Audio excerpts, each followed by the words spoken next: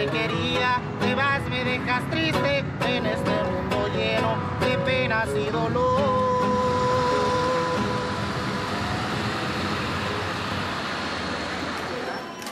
So, good morning, and thank you to every one of you for being here this morning. My name is Emma Paulino, and I'm a community organizer. It's an honor for me to be here today. Emma Paulino has been organizing around education in Oakland for 12 years. She's come to Jefferson Elementary School to mediate a session between parents and school administrators on safety issues. Jefferson is large, overcrowded, and considered a failing school academically. But like many others in California and the U.S., it has problems that go beyond reading and math scores. Esperamos que Team Y pueda contestar lo que es más relevante para ustedes o que es más urgente para que se resuelva. We formed a group of parents and invited district representatives to come and talk to them about solving those problems. So I understand there's some pretty pointed questions that you guys want me to address today, and I'll do my best to try to do it. Power is a result of a relationship. Building the relationship and really pushing what is negative into a positive. The way how we address the problem is not by pointing fingers on people, it's how we're going to work together to solve the problem.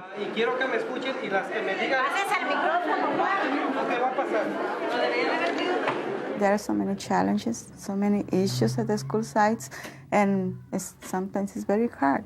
Yo pago el lonche de mis niños, ¿correcto? Entonces, cuando viene el niño de quinto año me dice, papi, hoy no nomás nos dieron leche porque no hubo para nosotros. Es cierto que levante la mano si hay alguna que está de acuerdo. Parents feel like nobody listening to them for so many months or years, so now it's just about time to fix everything at once. El problema aquí es que uno de mis niños, el más grande, se me enfermó de diarrea y vómito por la comida que la persona le da aquí en la cafetería. ¿Por qué los baños los tienen que cerrar cuando todavía faltan 15 o 20 minutos de los niños para salir? The school principal says something like, welcome to Jefferson, you see now what I'm dealing with. And for me it was something really hard to hear in front of all the parents out there. Yo quiero pedirles un favor, organícense para hacer las preguntas porque yo sé que están bien molestos y es muy difícil cuando se trata de la salud de nuestros hijos. Yo tengo niños en la escuela pública. Entiendo su dolor, entiendo su frustración, pero debemos de presentar las preguntas y esas preocupaciones con mucho respeto para poder tener un beneficio. Something about the school system that's important to understand, especially in a large school like Jefferson, you have very little communication and a lot of isolation. Parents feel very much on the outside. So the task of a community organizer really is to create relationships so that people understand one another and have the power to make changes. ¿Cuál es el teléfono? 532-41. I think it's so important for parents to see themselves as an advocate, as somebody who has power, but power that build, not to power to destroy. Aquí va toda la información en este número que le voy a dar. This is something very personal for me because in the beginning of my own situation, I was just frustrated and fighting and saying all kind of stuff. And when I learned throughout OCO that not dealing in that direction, I was going to the wrong direction. I never come out with nothing positive for my son until the time when I learned that, you know, by saying things in a different way, the outcome could be very positive.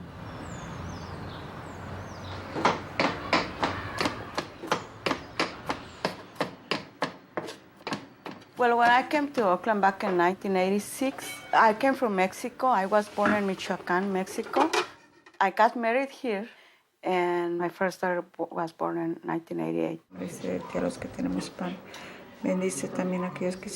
I was in the church in one of the masses on Sunday, and one organizer stood up and gave some announcements about are you concerned around education? Emma was concerned. At the time, her two oldest children, Fatima and McEdward, were attending Manzanita Elementary School. It was an extremely large school. There were 1,000 students there in a school built for 600 kids. The Fruitvale district was just, there was a burgeoning population, very high number of immigrants coming in. And so they just kept adding more and more and more kids till finally they had to go to the multi-track system. When Manzanita went to the multi-track system, the student population was divided into 4 groups. In a staggered schedule, each of the groups would go to school for 3 months at a time, followed by 28 days off. At any given time, 1/4 of the students and the teachers and the families were not part of the program. I didn't know why the system was working in that direction. I thought that was part of the system in this country. The academic outcomes at Manzanita were horrific. Just really, really low scores, lots of problems with attendance, very little family involvement. It was a very difficult place to have any kind of academic or social emotional success with the kids because the schedule was so choppy. The problem was for us as parents was we feel really isolated. Like I myself, I felt like it was only my problem. I didn't know that there were so many people with the same problem. And I thought that was something wrong with my son. I didn't know that there was something wrong with the system. My 7th and 8th year of teaching, Emma Paulino's son, Mick Edward, was placed in my class, and so I got to know Emma pretty well. She came to me because she was incredibly concerned about her son. He was really struggling academically. She had been told for years and years, like, oh, don't worry about it, it's gonna be okay. People weren't concerned about the fact that this child couldn't read, and he was, in late elementary school, and so we started working together on that. It was during this time that Emma got involved with Oakland Community Organizations, OCO, a faith-based coalition of grassroots community and church groups. One of their major initiatives was the reform of Oakland's overcrowded, failing public schools. As they looked into the situation, they discovered that not all of Oakland's schools were overcrowded or failing. By that time, OCO has already a map with the schools in Oakland, the elementary schools, in the flatlands and on the hills. Like many U.S. cities, Oakland's social and economic diversity has clear, physically defined boundaries. The low-lying areas, the flatlands, has a predominantly poor minority and immigrant population, while residents in the hills are mostly white and middle or upper middle class. OCO's map highlighted each of the city's elementary schools, their student population, and standardized test rankings. Flatland schools uniformly received 1s, 2s, and 3s, the lowest rankings. The lowest ranking school in the hills was a 7, but the majority were rated a 10, the highest ranking. Then we started really looking at the size of schools in Oakland in a critical way. When we looked at the schools that were in the affluent neighborhoods, there was no elementary school that was larger than 350 students. And they were very high-achieving schools. And then when you look at these schools along the International Boulevard corridor, the smallest school had 950 students in a K-5 school. The largest one was 1,460 students. So for us, it really became a question around, is this even the same city? How can there be 2 schools in the same city, in the same school district, where the conditions are so dramatically different? And in the beginning, I had too much pain about my son. I didn't think about other kids. But all of a sudden, when I saw the map, I realized, man, this is not only about my kid. We need quality education for every single child in Oakland, but we needed smaller learning environments so that it would be more personal, more intimate, where each kid would have an opportunity to know the teacher, and the teacher would have, and the staff would know every kid.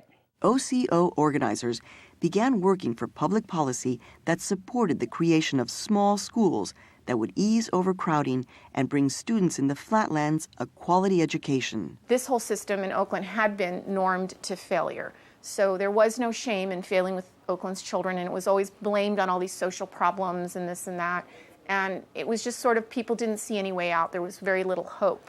The way that we conceived of the small schools was that it would be about making failure with Oakland's children unacceptable. It's like knowing that our children can succeed, knowing that deeply in our bones, that our children can succeed to high standards.